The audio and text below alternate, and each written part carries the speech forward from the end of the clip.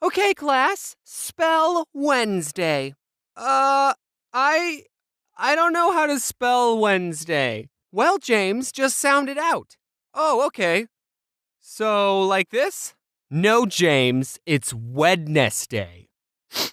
You said sound it out, and that's how you sound it out. You think you have it bad? Do is spelt with an X. I think it comes to no surprise that I'm terrible at spelling. I feel like everyone in life falls into two categories. Either you're good at math and bad at reading, or you're weird. And if you've seen my other videos, you know that I'm a math boy. My mom told me that I have dyslexia because she has dyslexia and I have all the symptoms, but we never got that diagnosed by a doctor, so you can't make me take my meds, Mom. A lot of times what I do to cover up the fact that I spell lower than a first grade level is I will purposely misspell words to the point where it's obviously a joke. You thought I was doing that to be funny, but it's actually because I have zero self-confidence in my spelling and I don't want anyone to point out my mistakes. I mentioned this in a different video, but in elementary school, I was put into an honors program and everyone had to take spelling tests a grade ahead of their level. And by everyone, I mean everyone except me, because I failed every single spelling test. So I had to take spelling tests that were on level. Ew. Every week when we took a spelling test, I would have to move to the back of the classroom and the teacher would stand right next to me. She'd call out everyone else's word, which had like 8 syllables, like anti-disestablishmentarianism, and then she'd turn to me and give me my on-level word. James, your word is cat. Also, one year our class did a spelling bee and everyone had to participate, and I didn't even care that I was the first one out. Hey, that's almost my name. Another thing that I mentioned in a pretty old video is that I used to have a speech impediment when I was little. I couldn't pronounce my O's and I talked like this. I'm good now. Obviously. So every other day during school, I had to go to a speech therapy class, and one day the teacher who taught me how to pronounce my O's, I'll call her Mrs. Kool-Aid, gave me this sheet of paper with a bunch of raindrops on it, and she said, "For every raindrop on this page, say the word raindrop." But then she just left the room and I said, well, I'm not gonna do this. I didn't say raindrop a single time, because no one was even there. No one would have seen me not saying raindrop. So why would I do something that I didn't want to do? But then the funny part is when she came back, she asked, "Are you finished saying your raindrops?" No. Well, how many did you say? I didn't say any.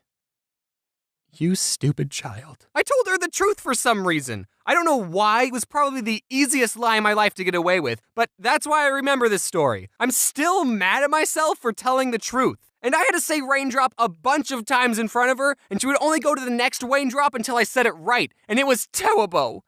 It really hurt my feelings. Since I was struggling with reading and spelling, I had to get an IEP. An incredible, excellent personality, which meant I had to go to a special class for a little bit during school, and the teacher who taught this class was none other than Mrs. Kool-Aid. Oh yeah. I don't know why I said it like that. I don't remember anyone ever telling me I was put into a special needs class. I just remember going into speech therapy every other day, and then those classes slowly morphed into teaching me how to read and spell. I don't know, I thought reading this book would have helped me talk better. 2 other kids were in the reading class with me, and I remember the day when reading for me just clicked. Us 3 were given a simple sentence to read. It was about bees. It was so simple. It was literally just, to defend their hive from wasps, bees don't sting the wasp. Instead, they all crowd around the wasp and flap their wings to raise their body temperature, heating up the wasp until it dies. And then Mrs. Kool-Aid asked us, okay, how do bees defend against wasps? And the other 2 kids said, they sting them. And I said, what? No, you morons! Didn't you read this? The words on this paper have meaning when placed in a certain order convey information. Also, I never want to get hugged by a bee. So I was in these classes all the way until the 6th grade. I was getting better at reading. I still wasn't great, but I was getting better at it. And one day, Mrs. Kool-Aid said, you know, James, you should try competing in the Battle of the Books. Battle of the Books? Battle of the Books? Battle of the Books! Finally, reading sounds fun! At my school, Battle of the Books was this competition where students were given a list of 4 books to read within a time limit of 2 months. I don't remember how long it was. And after however many months it was, the contestants would sit in an auditorium and take turns answering questions about the books. And whoever got the most questions right would get a pizza party. And that's where the battle part comes in. We'd kill each other for pizza. And then there were 2 more rounds, each with 4 more books, so there was a total of 12 books you had to read. And we were allowed to be with a partner, so my partner was TJ. Hey TJ, do you remember Battle of the Books? Yeah man, it was great. Now you're probably thinking that 4 books in 2 months isn't that hard, especially since they're kids' books, but as someone who didn't read any books on my own outside of school, it was a challenge. But I discovered a way to cheat the system. I discovered something called audiobooks. Instead of having to sit still and read the book, I could just have someone read the book to me. And I would get through the book so much faster. I'd be able to read a book in about 8 hours as opposed to reading a book never, because I would never be able to finish a book on my own. And I was actually able to understand what was going on. I legitimately thought that listening to audiobooks was cheating because of how well it worked. So I never told anyone my secret. Until just now. Please don't tell anyone. Also, I didn't just turn on an audiobook and start playing video games. No, I sat in my bed next to the CD player and followed along with the book, and sometimes I even took notes. I've wanted to talk about my love for audiobooks for so long, but I can't, because then people will think I'm getting paid by a certain company, but I'm not, and I'll prove it. Instead of wasting your money on quality audiobooks made by professionals, you guys should all check out LibriVox.org, where you can listen to free public domain audiobooks, which means there's only old-timey classical books on it, like Aesop's Fables, which in my opinion is all you need. Anyway, TJ and I did the Battle of the Books, and for one of the rounds, TJ was sick, so I had to answer the questions all by myself, and I never forgave him for that. And also, the whole time, I was keeping track of everyone's points, and me and TJ got the most questions right. My math skills are finally being useful.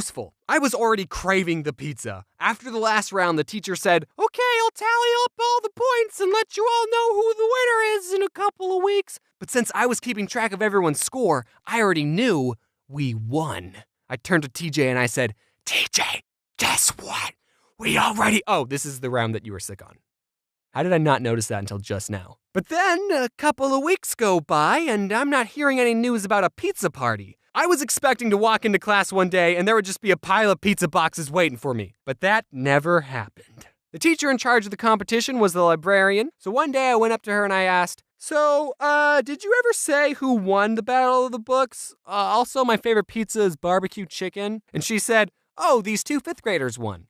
So the Battle of the Books was for both 5th and 6th graders. I was a 6th grader, so I went to all the 6th grader battles, but apparently there was some low-life 5th grader who got every single question right and stole my pizza party! And that taught me a valuable lesson. Even when you work hard, you don't always get what you want in life. But that's okay, because one day, you'll be an adult and you can buy all the pizza you want without having to read first. Hello there. Any of you down for a game of soccer? I mean football? This is 100% James. This isn't someone else doing the end card. This is me. This is James. I would never ask someone else to make an end card for me because I was too lazy. You guys should check out the channel Get Mads? Get Mads? Am I pronouncing that right?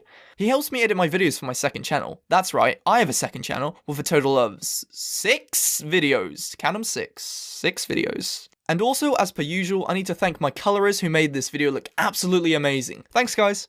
I appreciate it. Everyone go watch these guys' videos for a solid 4,000 hours, including Mads. And as always, what does James say for his outros again? Strap up if you're going on a bumpy ride. Wait, no, that's not it at all. Buckle up. Wait, no, that's way too American. Oh yeah, wear your seatbelt.